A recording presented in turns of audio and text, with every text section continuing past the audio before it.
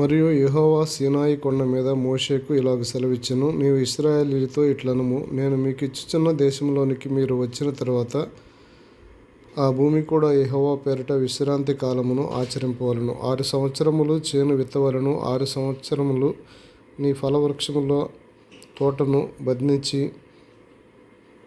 దాని ఫలములను కూర్చుకొనవచ్చును. 7వ సంవత్సరము భూమికి మహావిశ్రాంతి కాలము, అనగా యెహోవా పేరిట విశ్రాంతి సంవత్సరముగా ఉండవలెను. అందులో నేను చేను విత్తకూడదు, నీ ఫలవృక్షముల తోటను శుద్ధిపరచకూడదు, నీ కారు చేల పంటను కోసుకొనకూడదు, శుద్ధిపరచని నీ వృక్ష ఫలములను ఏరుకొనకూడదు.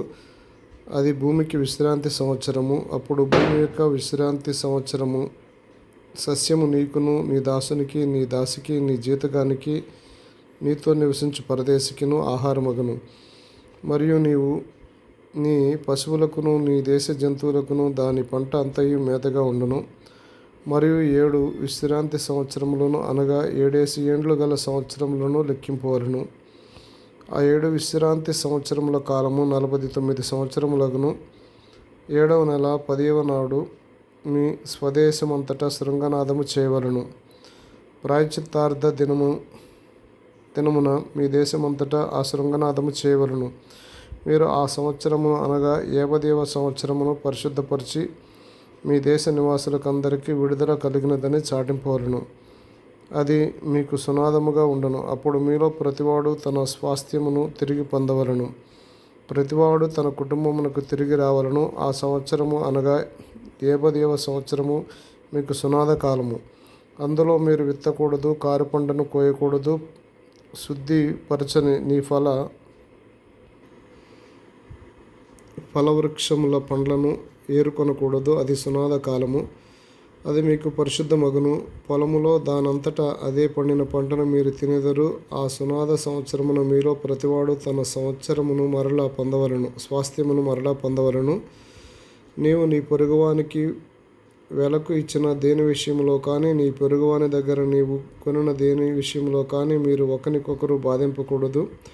సునాద సంవత్సరమైన తర్వాత గడిచిన ఏండ్లు లెక్క చొప్పున నీ పొరుగువాని యొద్ద నీవు దానిని కొనవలెను.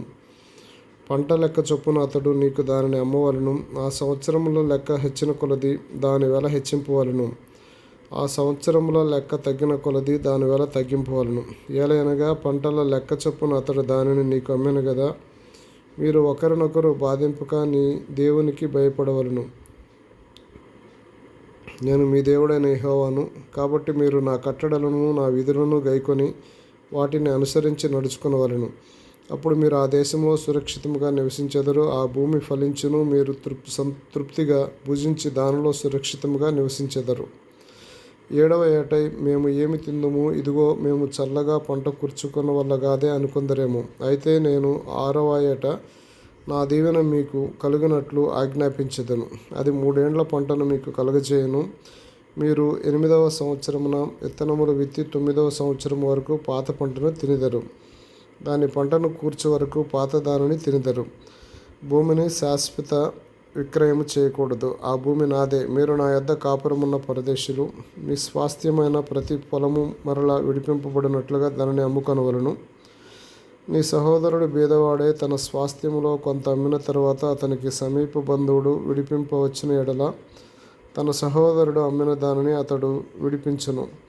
అయితే ఒకడు తన సమీప బంధువుడు లేకే దానిని విడిపించుకొనుటకు కావలసిన సొమ్ము సంపాదించిన ఎడల దానిని అమ్మినది మొదలుకొని గడిచిన సంవత్సరములు లెక్కించి ఎవరికి దానిని అమ్మెనో వారికి ఆ శేషము మరలా ఇచ్చి తన స్వాస్థ్యమును పొందును. అతనికి దాని రాబట్టుకొనుటకై కావలసిన సొమ్ము దొరకని ఎడల అతడు అమ్మిన సొత్తు సునాద సంవత్సరము వరకు కొనిన వాని వశములో ఉండవలెను. సునాద సంవత్సరమున అది తొలగిపోవును. అప్పుడు అతడు తన స్వాస్థ్యమును మరలా నొందును. ఒకడు ప్రాకారము గల ఊరిలోని నివాస గృహమును అమ్మిన ఎడల దానిని అమ్ము దినమును మొదలుకొని నిండు సంవత్సరములోగా దానిని విడిపించవచ్చును. ఆ సంవత్సర దినములోనే దాన్ని విడిపించుకొనవచ్చును. అయితే ఆ సంవత్సర దినములు నిండక మునుపు దానిని విడిపించని ఎడల ప్రాకారము గల ఊరిలో ఆ ఇల్లు కొనువానికి వాని తరతరములకు అది స్థిరముగా ఉండును. అది సునాద కాలమున తొలగిపోదు. చుట్టూను ప్రాకారము లేని గ్రామంలో ఇండ్లను వెలి పొలముగా ఎంచవలను.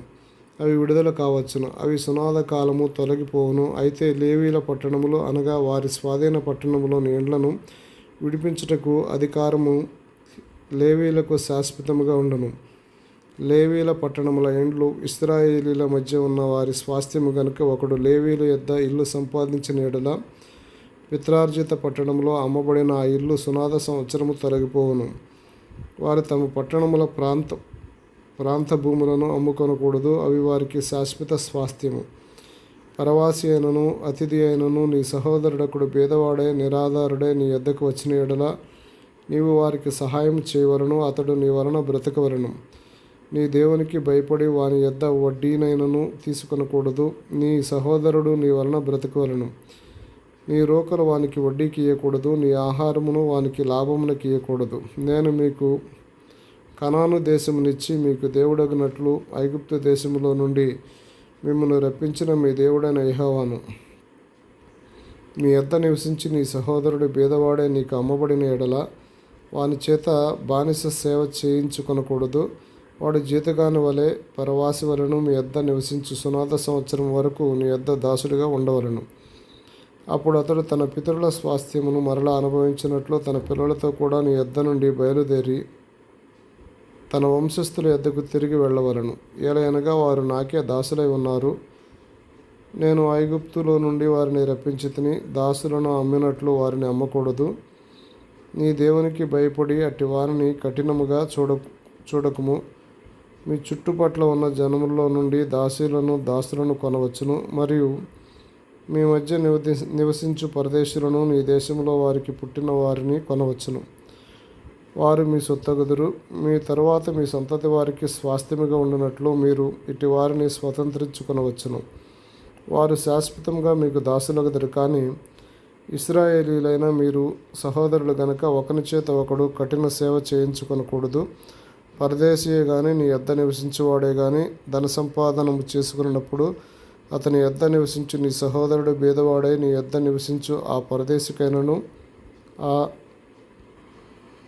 ఆ పరదేశి కుటుంబములో వేరొకనికైనను తన్ను అమ్ముకొనిన యెడల తన్ను అమ్ముకొనిన తరువాత వానికి విడుదల కావచ్చును. వాని సహోదరులలో ఒకడు వారిని విడిపింపవచ్చును. వాని పినతండ్రియే గాని పినతండ్రి కుమారుడే గాని వాని వంశంలో వాని రక్త సంబంధియే గాని వాని విడిపించవచ్చును. కావలసిన క్రయధనము వానికి దొరికిన యెడల తన్ను తాను విడిపించుకొనవచ్చును. అప్పుడు వాడు అమ్మబడిన సంవత్సరం మొదలుకొని సునాద సంవత్సరం వరకు తన్ను కొనిన వానితో లెక్క చూసుకొనవలను. వాని క్రయధనము ఆ సంవత్సరముల లెక్క చొప్పున ఉండవలను. తాను జీతగాడై ఉండిన దినముల కొలది ఆ క్రయధనమును తగ్గింపవలను. ఇంకా అనేక సంవత్సరములు మిగిలిన ఇండిన యెడల వాటిని బట్టి తన్ను అమ్మిన పొలంలో తన విమోచన క్రయధనమును మరలా ఇయ్యవలను. సునాద సంవత్సరములకు కొన్ని సంవత్సరములే తక్కువైన యెడల అతనితో లెక్క చూచుకొని సంవత్సరముల లెక్క చొప్పున తన విమోచన క్రయధనమును అతనికి చెల్లింపవలను.